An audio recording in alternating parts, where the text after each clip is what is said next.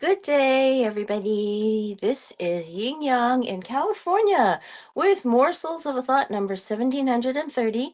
These are consecutive days in a row. I've given you morsels of a thought of wisdom. Hopefully, that we learn the right things to do. Hopefully, that we gain wisdom because knowing the right things to do is a form of wisdom.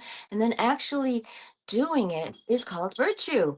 And there is a magic between the action and the wisdom. So we're bringing more virtue into the world when we do our own magic of acting on it. That's my cat. She's saying something. And she's saying more.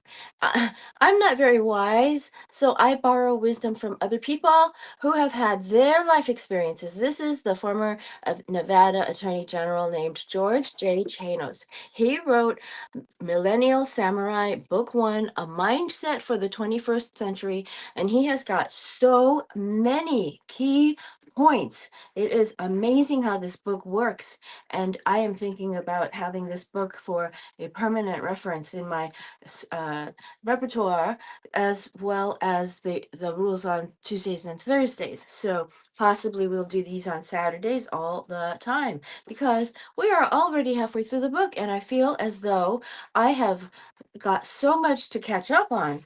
Mindfulness. Okay, I'm going to start mindfulness. Jim Bolte Taylor, Bolte Taylor, American neuroanatomist, author, and speaker, said, "We are capable of mindfulness. We are capable of changing our thoughts and changing our brains. Mindfulness is a state of active, open attention to the present moment. When you're mindful, you observe your thoughts and feelings more consciously. Instead of letting your life pass you by, mindfulness means living in the moment and awakening to all types of experiences." I'm going to say something. I went through a verbally abusive relationship and it lasted all of 3 days. And it was a lifetime of horrible, meaningless ranting.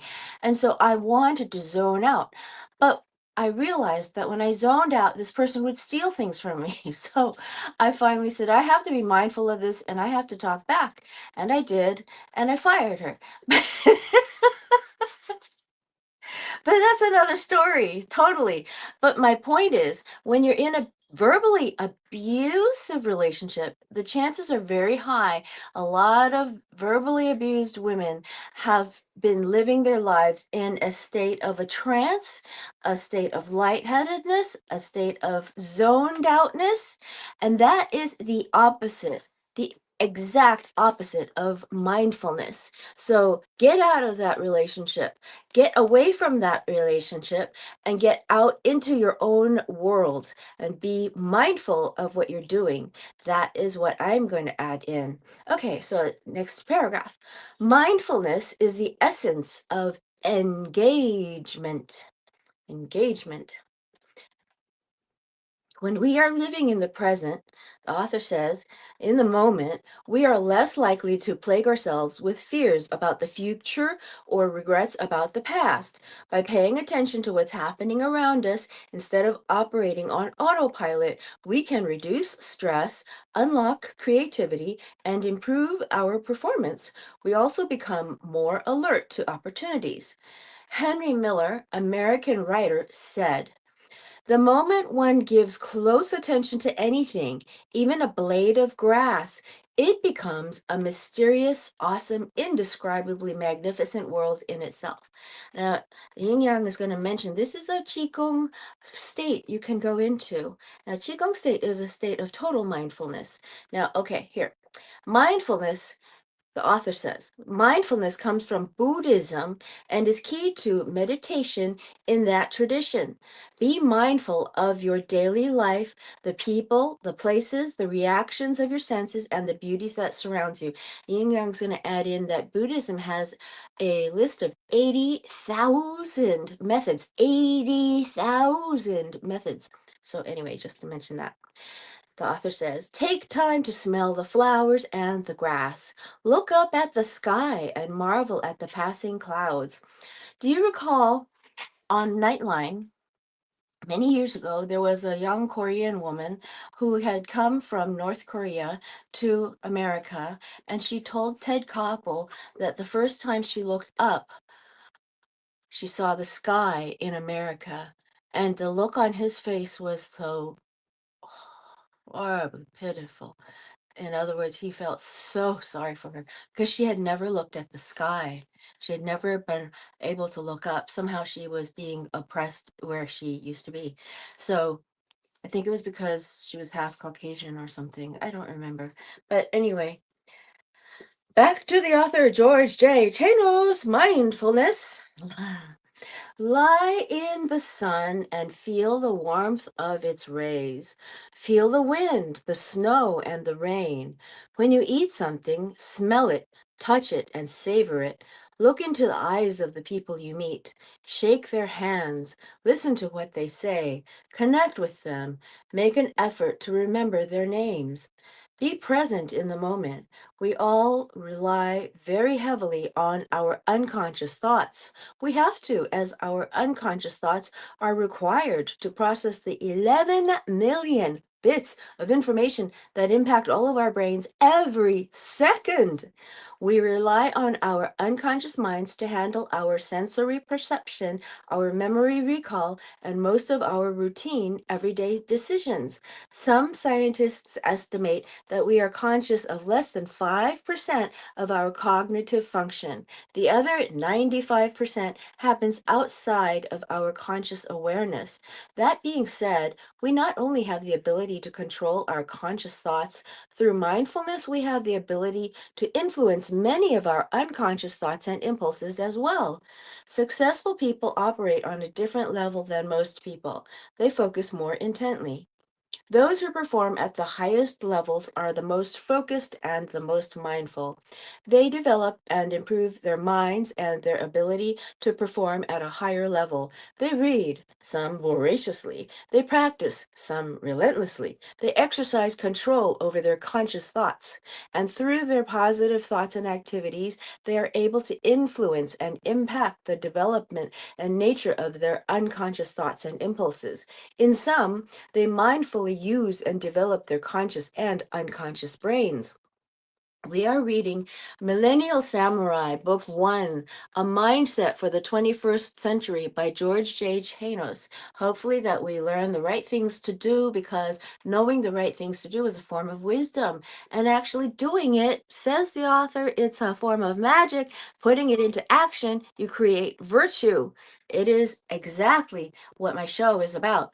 Doing the action to create the virtue. I just didn't know it was magic until George J. Chanos said so in an earlier chapter. So, anyway, think about the joy and excitement that children experience when they taste their first strawberry, see a mirror for the first time, meet their first puppy, and look up and feel the rain or snow on their face, or see the white clouds drifting across a bright blue sky. That excitement comes from being naturally mindful. We are all surrounded by life's natural wonders. The gravity of these incredible experiences hasn't changed. What has changed with age is our appreciation of them. Now, let me point out the first strawberry I remember tasting.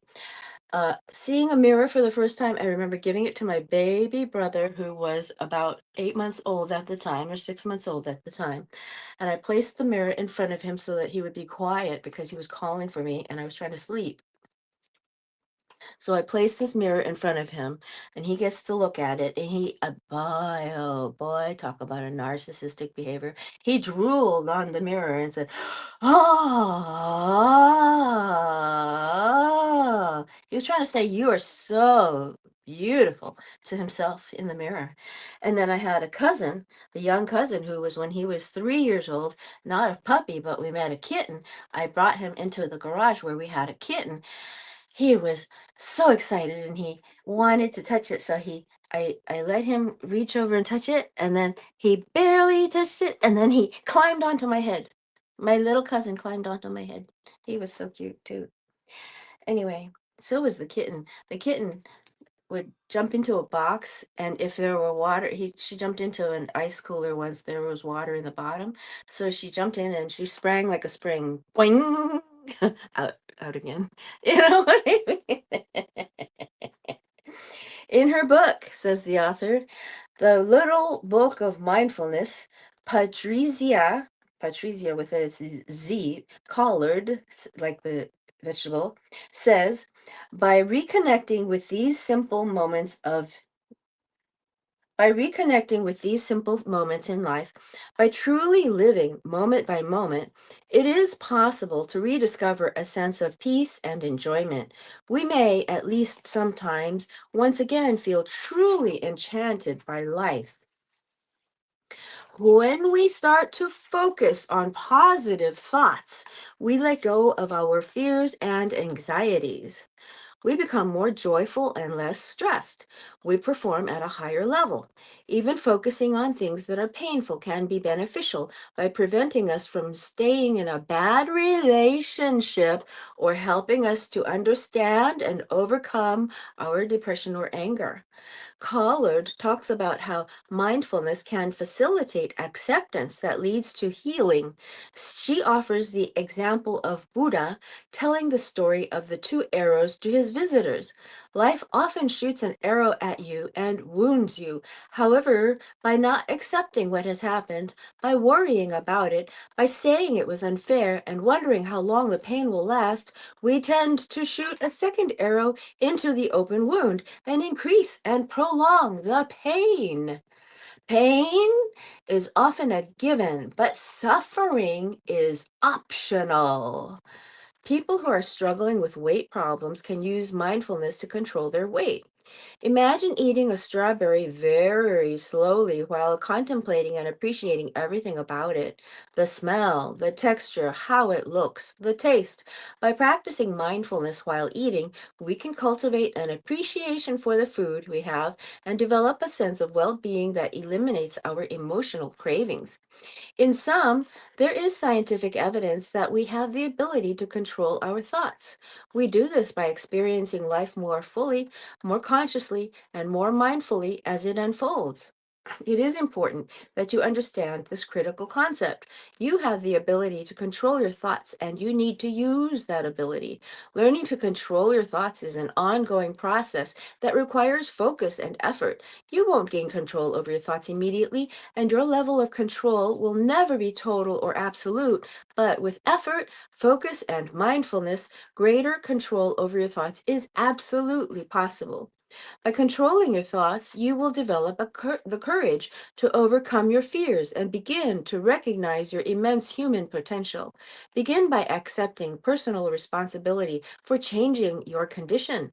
Learn how to pivot and adapt to changing circumstances. You know how pivot works? You have one foot in one spot.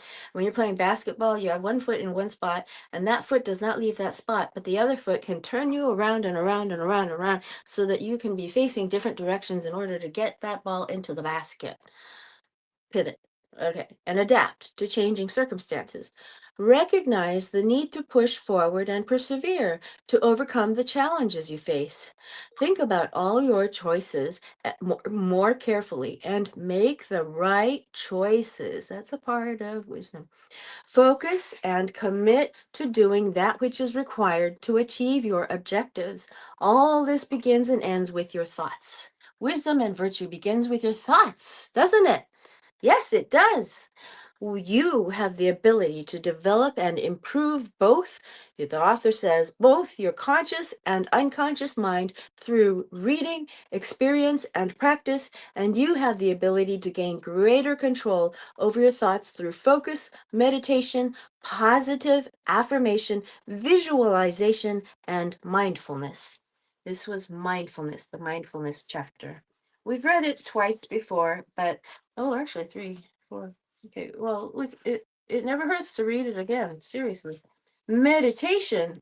It's a short chapter, 51. Tim Ferriss, with two R's and two S's, American entrepreneur, author, and speaker, says 80% of world-class performers meditate. Research suggests that meditation may be associated with structural changes in areas of the brain that are important for sensory, cognitive, and emotional processing and can have a positive impact on age-related declines in brain structure.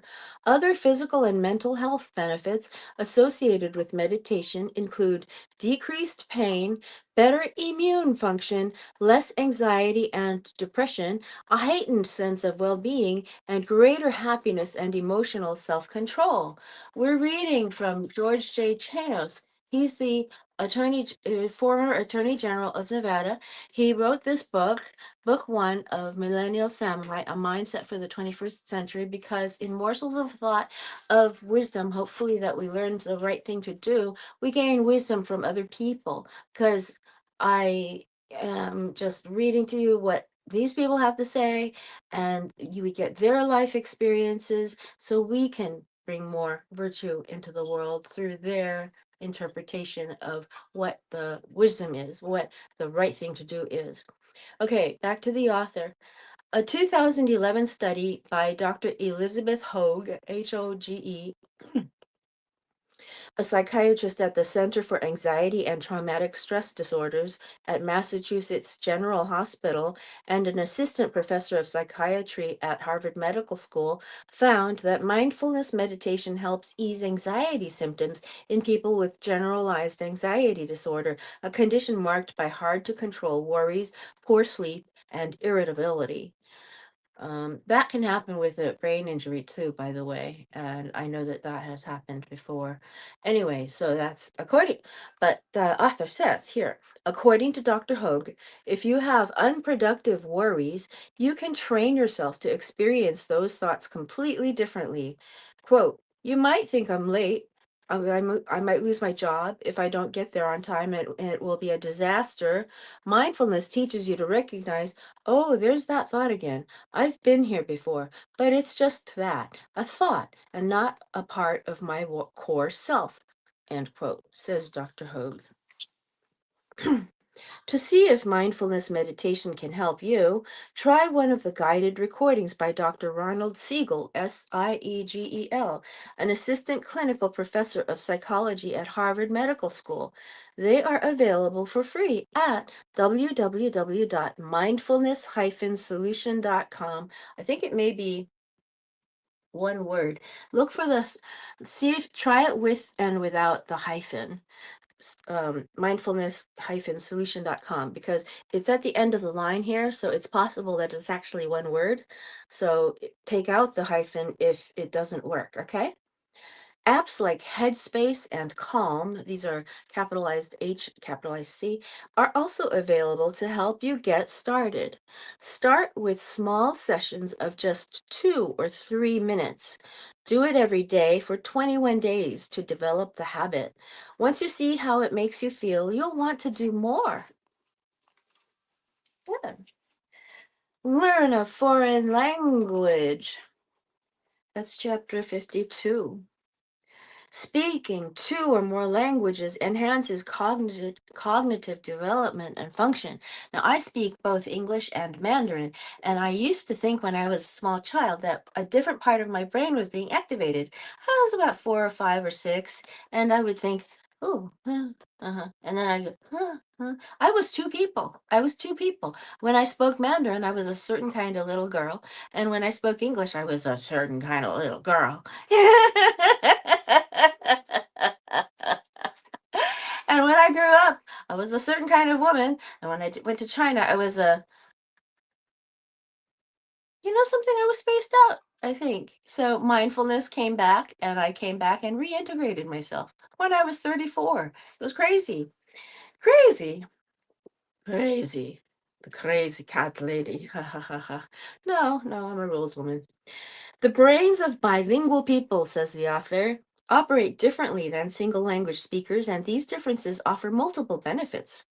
Numerous studies suggest that students who learn a foreign language perform better on standardized tests. According to a 2012 study from the University of Chicago, bilinguals tend to make better, more rational decisions. Why? In my opinion, it is because we are conscious of different cultural aspects, get different views. So we are actually looking at something from 2 points of view. So we hone in on the target, we're less likely to miss that target. So from this culture, I know this is right. And from this culture, I know it's right from the other direction, but it's also right. So I do it. That's the decision I make. And then if I have a decision to make here and I'm not sure about it, I go back to my English side and I go, well, the English side would put it over there. So I move it over and I do that other decision, take the other decision. So I tell you, I can say this because I am bilingual. I've also studied other languages, Japanese and Latin and French. And not much though, except for Latin. Okay, okay. According to a 2011 study from Pennsylvania State University, says George J. Chanos, being multilingual improves the ability to multitask. A 2015 study from Spain's University of Pompeu Fabra, Pompeu, and then the next word is Fabra, found that multilingual people are better at observing their surroundings. They are more adept at focusing on relevant information and more skilled at spotting misleading information. Research shows that learning a foreign language provides a variety of important benefits, including, but not limited to, the following. It enhances brain function. It improves reading, comprehension, and vocabulary. It expands negotiating and problem-solving abilities. It improves the ability to multitask. It improves memory. It enhances critical thinking. That was the part I was talking about. It improves decision making as well. It builds self confidence. Oh, yeah. It increases employment, networking, and relationship opportunities because I can go over to somebody here. And yesterday I was at the bank. I was talking to my teller, and then there were two tellers over at the other counter talking.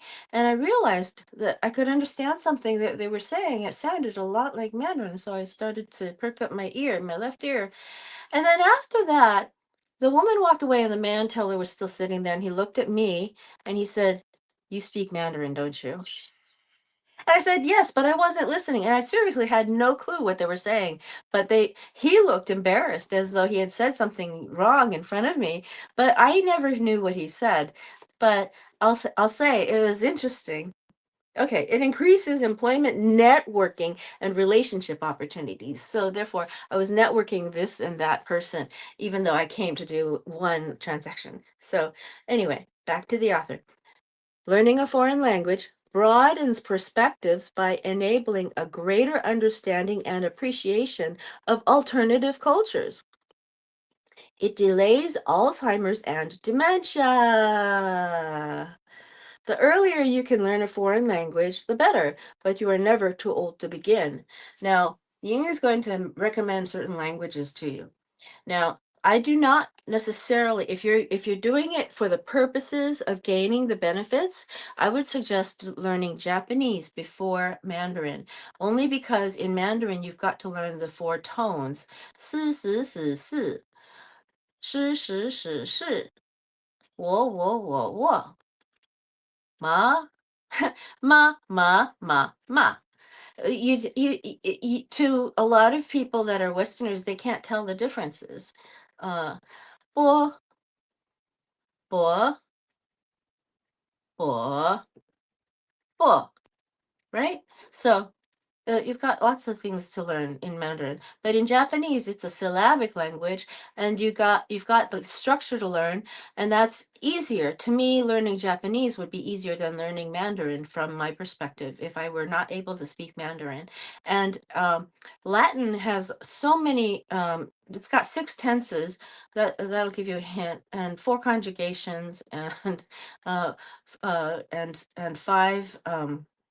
Declensions. So you've got lots of things to learn in Latin too. So among the languages I've learned, and then French is easier, but I'd say learning Japanese would be more interesting because the French are so close to the English speakers in cultural differences that you don't necessarily get very varied cultural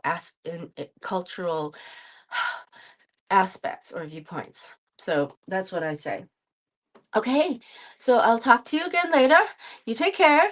I hope I've inspired you to have a great day with morsels of a thought of wisdom, hopefully, that we know the right things to do. And doing them creates virtue. Okay? Old Kinderhook.